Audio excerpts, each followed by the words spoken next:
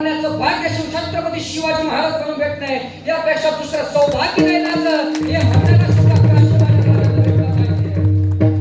पण आज तोच आमचा मावळा तुमची जयंती साजरी होताना राज व्यसनाच्या अधीने गेलाय, नशा करतोय. आणि ह्या मावळ्यांची परिस्थिती आम्ही बघितली ना तेव्हा आमच्या मनाला प्रश्न पडतोय, राजा तुम्ही खरंच जन्माला यावं का? काय मावळे होते राजा तुमचं? अरे सकाळी लवकर होते, लढायला सुटे, तलवार तुटे पण पिछा नाही हटे. आणि आत्ताचे मावळे सकाळी मोकळा येत होते, बियर बारवर सुटे, बियर बारवरती पोलिसांची रेड पडे, बियर बार कुठे पण पिछा नाही हटे. ही परिस्थिती आम्ही बघितली ना तेव्हा कुठेतरी आमच्या मनाला प्रश्न पडतो, राजा तुम्ही खरंच जन्माला यावं का? राजा तुम्ही जन्माला आलाच पाहिजे. हे मावळे हे स्वराज्य तुमची वाट बघताय राजा, तुमचे गडकिल्ले तुमची वाट बघताय राजा. पण त्या गडकिल्ल्यांची आज परिस्थिती बघितली ना, आज तोच छत्रपती शिवाजी महाराजांचा मावळा त्याच्या प्रियसीला घेऊन गडकिल्ल्यांवरती जातोय, त्या दगडावरती किल्ल्याच्या दगडावरती मोठं दिल काढतोय, त्याच्यामध्ये एक आडवी रेष देतोय, एका बाजूला त्याचं नाव आणि एका बाजूला त्याच्या प्रियसीचं नाव काढतोय. आणि ती प्रियसी त्याच्या प्रियकराला त्या ठिकाणी हातात हात घेऊन म्हणते, इश्क ही मेरी जिंदगी है, मैं तुम्हारे बिना जी नहीं सकती. आजकालचे हे मावळे आणि आजकालची घराची परिस्थिती बघितली ना तेव्हा आमच्या मनाला प्रश्न पडतो, राजा तुम्ही खरंच जन्माला यावं? अरे राजा जन्माला येतील, तू मत नाही राजा जन्माला येतील, पण राजांचं स्वराज्य त्यांना जर परत भेटत असेल आणि लढण्याकरता स्वराज्य निर्माण करता त्यांच्या पायावरती पाय देऊन खांदा लावून स्वराज्य लढवणारे मावळे जर त्यांना परत भेटत असतील तर नक्कीच राजे जन्माला आल्याशिवाय राहणार नाही. काय मावळे एक मावळा एक राजांच्या तोंडातून शब्द निघावा, एक शब्द निघावा आणि तो शब्द मावळ्यांनी पूर्ण करावा. एकदा काय झालं, बहादूरगडावरती माहिती सगळ्यांना, बहादूरगडावरती 1 कोटी नगद आहे ही बातमी छत्रपती शिवाजी महाराजांना समजली. ही बातमी जितकी त्या औरंगजेबाला दिल्लीत असलेल्या औरंगजेबाला जितक्या वेगानं समजली तितक्याच वेगानं ती बातमी रायगडावरती छत्रपती शिवाजी महाराजांना समजली की रायगडावरती आपलं बहादूरगडावरती 1 कोटी नगद आहे. हंबीररावांना सांगितलं, हंबीरराव अहो बहादूरगडावरती 1 कोटी नगद आहे, आणतो राजा. दुसरा संवादच नाही, दुसरा प्रश्नच नाही, बहादूरगडावरती 1 कोटी नगद आहे, राजा आणतो. हंबीरराव असं नाही म्हटले, गॅरंटी आहे का? नाही नको, उगाच नको यालपटा व्हायला, आमचा प्रवास आहे. मी काय म्हणतो, पावसाळा झाल्यावर जातो, जरा सर्दीची ॲलर्जी आहे मला, कारण नाही कोणतंही कारण न देता हंबीररावांनी सांगावं आणतो राजा. बरं आणणं सोपं आहे. त्या बहादूरगडावरती त्यावेळेस 35,000ची खरी फौज आहे. त्या 35,000च्या फौजेला झुंजण्याकरता कमीत कमी 40 ते 45,000 सेनानी नाही, सैनिक मावळ्याने नाही, तेव्हा कुठेतरी ती 1 कोटी नगद आपल्याला आणता येते. आणि त्यावेळेस रायगडावरती एवढी फौज होती.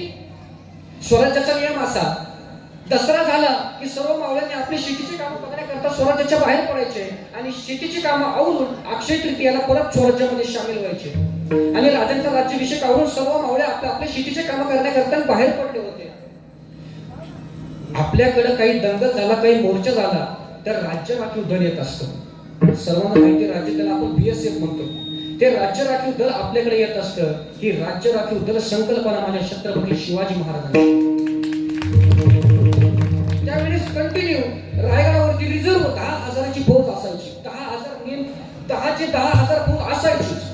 ठरलं, हंबीररावांच्या 10,000 मध्ये 9,000 आपल्या सोबत घेतले, 1,000 त्या रायगडाच्या सुरक्षेसाठी ठेवले. त्या 9,000 मध्ये परत 2 तुकड्या पाडल्या. एक तुकडी गेली 2,000ची, एक तुकडी गेली 7,000ची. 2,000ची तुकडी घेऊन स्वतः हंबीरराव होते त्या मागे रायगड मार्गे सोलापूर सांडस पाटस करत श्रीगोंद्याच्या अलीकडे करकुम गावामध्ये बहादूरगडाच्या अलीकडे असलेल्या करकुम गावामध्ये जाऊन थांबले. आणि त्यांची सरदार ही 7,000ची तुकडी घेऊन रायगडावरून पुणे, रांजणगाव, शिरूर, नगर मार्गे बहादूरगडाच्या दिशेने निघाले. पण जशी ही 7,000ची तुकडी नगर सोडल्यानंतर बहादूरगडाच्या दिशेने निघाले, त्यांनी हल्ला कल्लोळ चालू केला. जय भवानी जय शिवाजी, हर हर महादेव, जय भवानी जय शिवाजी असे ढोल ताशे पिटले गेले. अनेक वाद्य वाजवले गेले, गडगडाट झाला. आणि बघता या 7,000च्या तुकडीचा कल्लोळ त्या बहादूरगडावरती ऐकू गेला. त्या बहादूरगडावरचा एक हुजूर धावत त्या हुजूरकडे गेला. अहो हुजूर, अहो मराठी आले दिवसा? अरे ते तर रात्री येतात. बरं येतात तर येतात, 100-200 येतात आणि छापे मारून निघून जातात. दिवसा आले. अरे बहादूरगडावरती 35,000ची फौज आहे. माहिती असून सुद्धा दिवस आले म्हणजे 40-45 हजार नक्की असतील. हे बहादूर खान संतापला. आले बरं झालं आले, आपल्याला हे तेच लागत होतं. 35,000ची फौज घेतली, हे वॉचमॅन वगैरे गेटवरच ठेवले आणि 35,000ची फौज घेऊन तो बहादूर खान मराठ्यांच्या दिशेने यलगार करत तो बहादूर खान मराठ्यांच्या दिशेने जय भवानी जय शिवाजी महाराज महाराजांचा घोष करत बहादूर खानच्या दिशेने. आता युद्ध होणार, आता वारावारी होणार, आता रक्ताची चिमुकल्या फुटणार, आणि मराठ्यांचे चांगला वागो. त्या बहादूर खानाला सुचायचं पण झालं. अरे अशी कुठं लढाई असते, अरे अशी कुठं लढाई असते का? काय पकडापकडीचं लपाछपीचा खेळ आहे का? मराठी पुढं मोगल मागं, मराठी पुढं मोगल मागं, मराठी पुढं मोगल मागं. फक्त 2 मैल झालं, 4 मैल झालं, मराठी पुढं मोगल मागं. 6 मैल झालं, बहादूर खान म्हणला रुक जा. काय भगोडे मराठी. अरे मला वाटलं 40-45 हजार असतील, हे तर 7च निघले. मला वाटतं हे आपले 35,000ची फौज बघूनच पळून गेले. भाग काय भगोडे मराठी आता येऊच शकत नाही, आता मराठी येऊ शकत नाही. बहादूर खानने आपलं 35,000चं सैन्य परत बहादूरगडाच्या दिशेने वळवलं. 2 मैल गेला, 4 मैल गेला, 5 मैल गेला. परत एक शेवटचा हे ओरडला, हुजूर मराठी परत आले. अरे मराठी परत आले, आले तर आले पण सावध राहा. शैतान हे मराठी काय करतील, खेळतील, फसवतील, अंगावर येतील, युद्ध करतील, सांगता येत नाही. सावध राहा. परत 35,000ची फौज उडवली, वळवली यलगार करत मराठ्यांच्या दिशेने. परत मराठी बहादूर खानाच्या सैन्याच्या दिशेने हर महादेव कर. आता युद्ध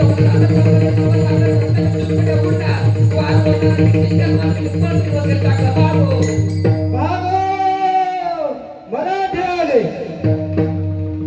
अरे ते बहादूर खानला सुचायचं पण झालं रे. मराठ्यांचं चालू तरी काय, या त्या जाते असं चालू राहतं तर दिवसभर खेळवतील.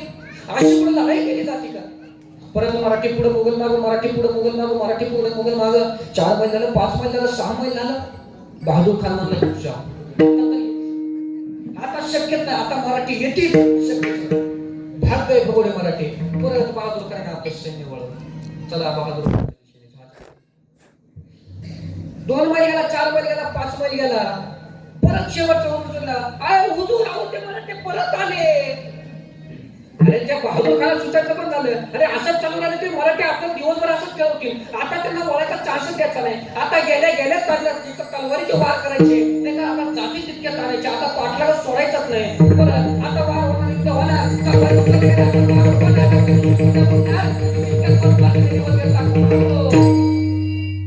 पण बहादूर खान म्हणला आता नाही, आता जिथपर्यंत जातील तिथपर्यंत आणायचे, आता सोडायचेच नाही. बघता बघता मराठी 4 मैल गेले, मुघल मागच.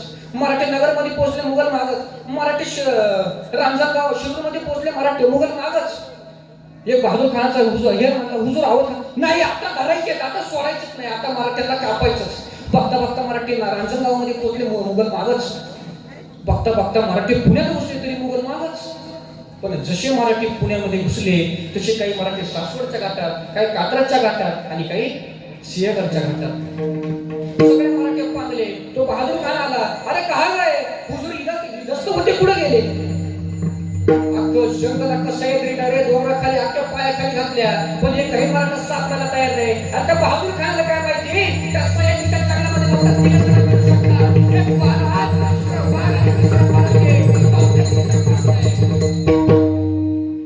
सापडायला तयार नाही. तो बहादूर खान म्हणतोय, अरे इनके इलाके में मचा इथून. आनंद झाला त्याला. तो बहादूर खान म्हणतोय, जितम जितम जितम. भाग काय भगोडे मराठे. अरे त्यांच्या इलाक्यात आलो तरी पळून गेले, सह्याद्रीला त्याचं जीवन तरी पळून गेले. परत बहादूर खानाने आपलं 35,000चं सैन्य पुण्यातून बहादूरगडाकडे वळवलं.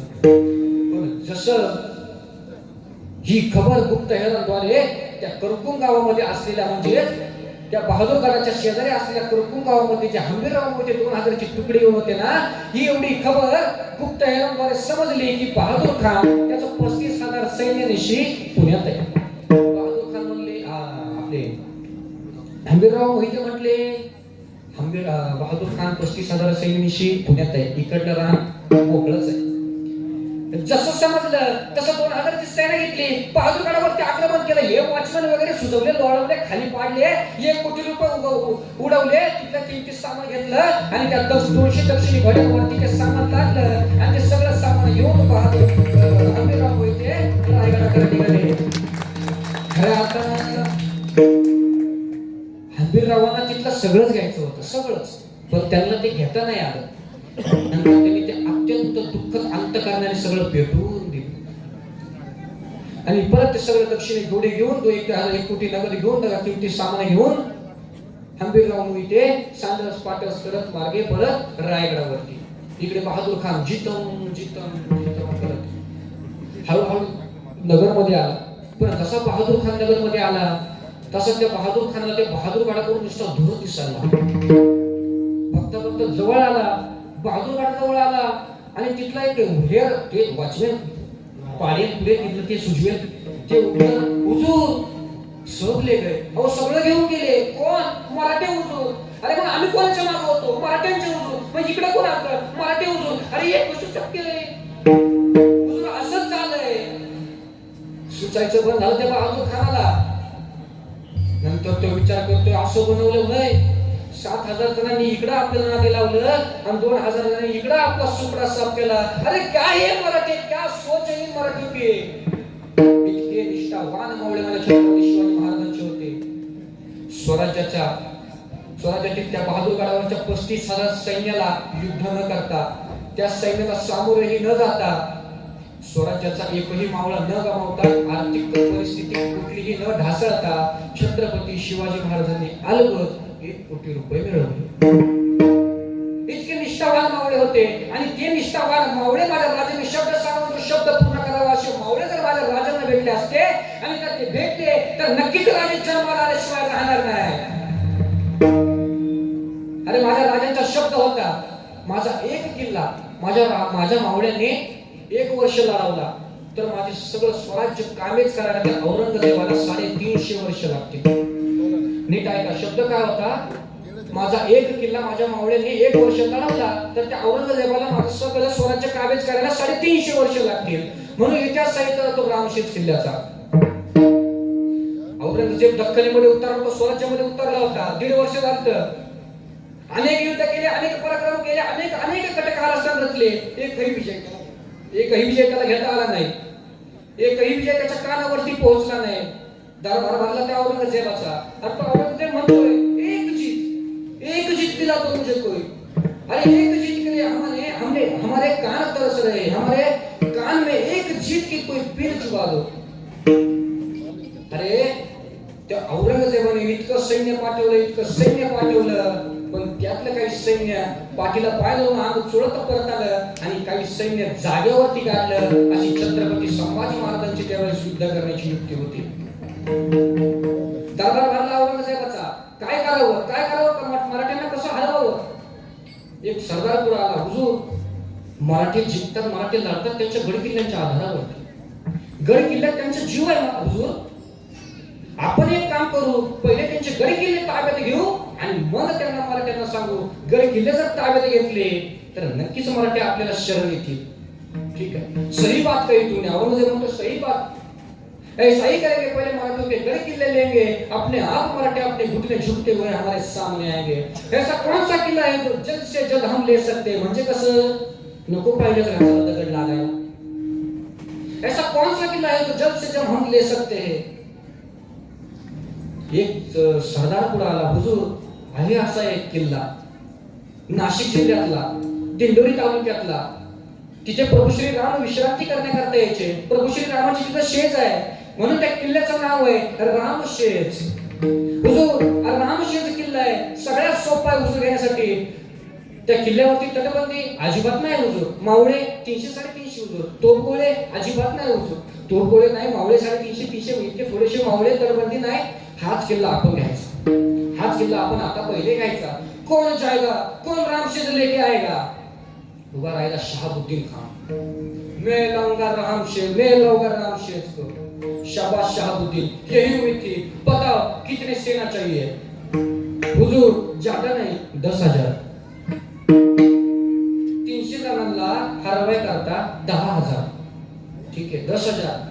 10,000चं सैन्य घेतलं. 10,000चं सैन्य घेऊन तो शहाबुद्दीन निघाला रामशेज किल्ल्याकडे. रामशेज किल्ल्याला सापळ्याला असा वेळ का घालावा तसा रामशेज किल्ल्याला तो शहाबुद्दीन खानाने वेळ का घातला आणि त्या ठिकाणी सगळ्या छावण्या उभ्या केल्या. उद्या सकाळ होणार आणि तो शहाबुद्दीन उद्या कर घेणार. आणि त्यावेळेस त्या रामशेज किल्ल्याचा किल्लेदार होता रामजी पवार. अरे अहो 10,000 आहे, आपण 300 डिपॉझिट सुद्धा उरायचं नाही. पहिले येऊन पळा, दुसरा असतं तर हाच विचार केला असता. पण हा रामजी पवार जिद्दी मानाचा हत्ती कुठला महागा हातात तो रामजी पवारच कसला. ठरवलं लढायचं आता. 10,000चे सैन्य होतं. सकाळ झाली तर शहाबुद्दीन खानाने सैन्य गडावरती चढवायला सुरुवात केली. ले लेंगे, एक दिन में किला ले लेंगे. पण ऐका, तो शहाबुद्दीन त्या औरंगजेबाला म्हणला होता. औरंगजेब म्हणला, शहाबुद्दीन कितने दिन में किला लावले. हुजूर, नाश्ता करून जातो आणि जेवण करायला घर किल्ला घेऊनच सोबत येतो. एक दिन हुजूर, एक दिन में किला आपके पास लेके आऊंगा हुजूर. ठरलं. तो शहाबुद्दीन गड चढायला सुरुवात केली. निम्मा गड चढताना मराठी शांतच. फक्त दिंडी दरवाजेपर्यंत ते सैनिक आले, मुघल आले तरी मराठी शांतच. पण जसे मराठ्यांना वरतून ते सैनिक दिसायला लागले तसे कोकणीतले दगड गरा फिरले आणि जसे दगड फिरले तसे ते दगड त्या शहाबुद्दीनच्या दहाच्या सैन्यावर दगडांचा पाऊस आला. त्यात काही सैन्य त्या ठिकाणी तुटलं गेलं. पुऱ्या सैन्य डोक्याला पाठीला हात लावून परत मागं पळालं. अरे तो शहाबुद्दीन म्हणतो, अरे कैसे आहे मराठे, पत्थरों से खेलते हैं. एका दिवसात किल्ला आणणारा शहाबुद्दीन संध्याकाळी आपल्या डोक्याला दगड लागली, जखम दाबत म्हणत होता. खलबत खाण्यामध्ये तो जखम दाबत म्हणत होता, मराठी को हराना मुश्किल नहीं, नामुमकिन है. अनेक प्रयत्न केले. फक्त 6 महिने झाले, 8 महिने झाले, वर्ष झालं, 1.5 वर्ष झालं. भरपूर प्रयत्न केले, पण मराठ्यांनी काय तो रामशेज किल्ला सोडला नाही आणि मराठ्यांनी काय त्या शहाबुद्दीनला तो किल्ला घेऊन दिला नाही. त्या शहाबुद्दीनचा एक तोफ प्रमुख आहे, तोफखाना प्रमुख. त्या तोफखाना प्रमुखाचं नाव आहे महाबत खान. महाबत खान म्हणतो, हुजूर, ये मराठी हमको ऊपर आने नहीं देते, वो खुद नीचे नहीं आते. अरे जर आपण वरती गेलो नाही किंवा ते खाली आले नाही, समोर आले नाही तर लढाई होणार नाही. लढाई झाली नाही तर आपण जिंकणारही नाही. एक काम करू हुजूर, आपण तोफा लावू आणि अर्ध्या तासात सगळा किल्ला खाली घेऊ. हुजूर एक काम करते, तोप लगाते और आधे घंटे में पूरा किला नष्ट नाबूद कर देते. शहाबुद्दीन वाला महाबत खान एक नंबर, ऐसा ही करेंगे. पहले सुबह होने दो, हम पहले तोप लगाएंगे. ठरलं. आजच्या संध्याकाळी, आजच्या रात्री सर्व मावळे त्या सर्व शहाबुद्दीनच्या सैन्याने रामशेज किल्ल्याकडे तोंड करून 50 तोप्या उभ्या केल्या.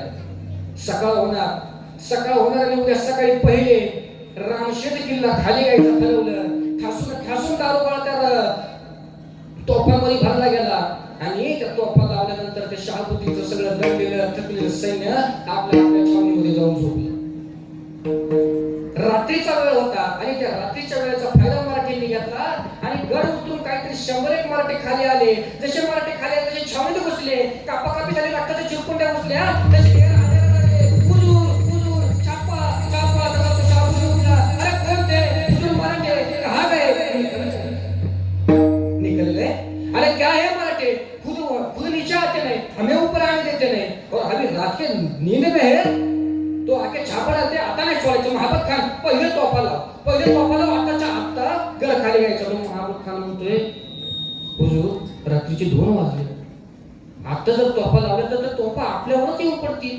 आता नाही हुजूर, सकाळ झाल्या पहिले गड खाली घ्यायचा. ठरलं. सकाळ झाली, दारूगोळा ठासून भरला गेला. आता शहाबुद्दीनचा आदेश येणार, वाताळ पेटवली जाणार. शहाबुद्दीनचा आदेश आला, वाताळ पेटवणारच की तितक्यात रामशेज किल्ल्यातून धडाम तो निशाण आला. तसा आवाज आला, तसा तो एक तोफेचा गर करत गोळा आला. तसा तो महाबत खान म्हणतोय, तोफे पिचलो.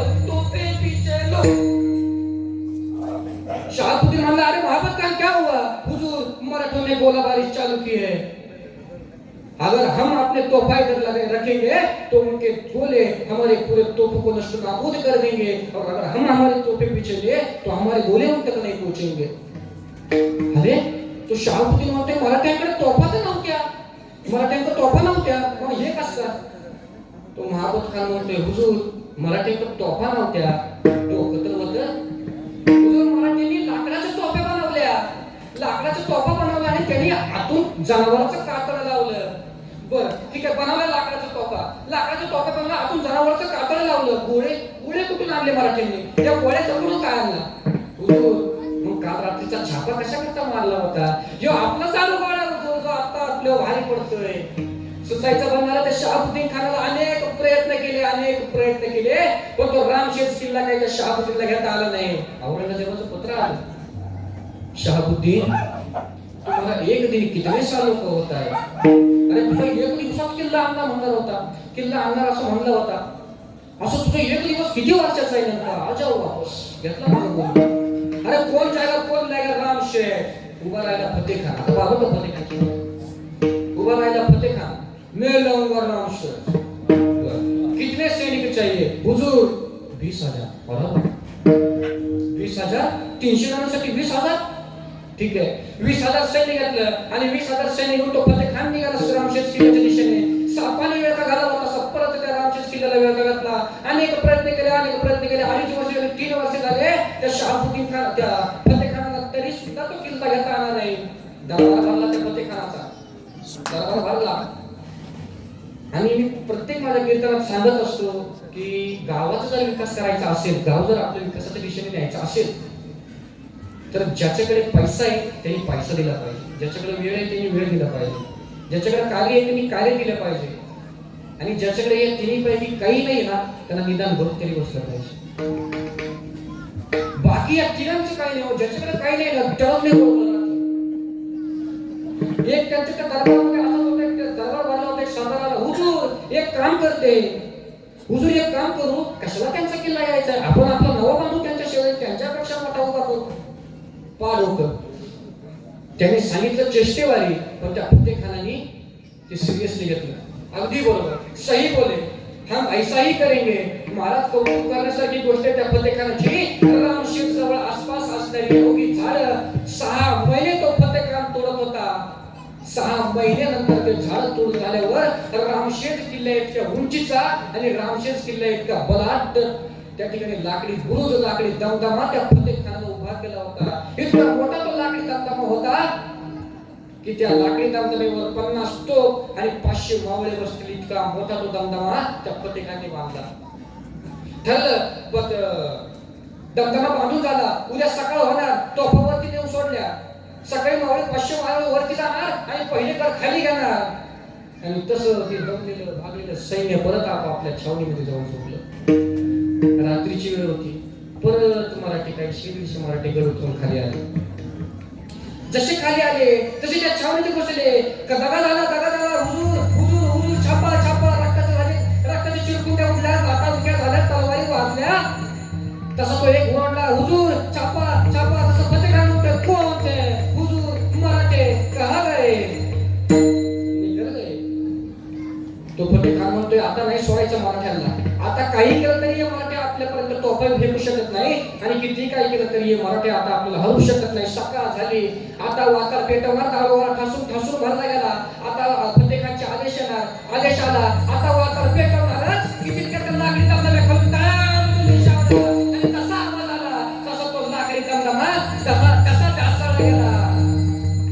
कारण रात्री मराठ्यांनी जो छापा पाडला होता ना, त्या लाकडी दमदम्याखाली त्या मराठ्यांनी ठासून दारोगोळा भरला होता. त्याचं वातार लांब करून त्या रामशेज किल्ल्यावर जसं ते वातार पेटावर तसं तो लाकडी दमदमा ढासळला.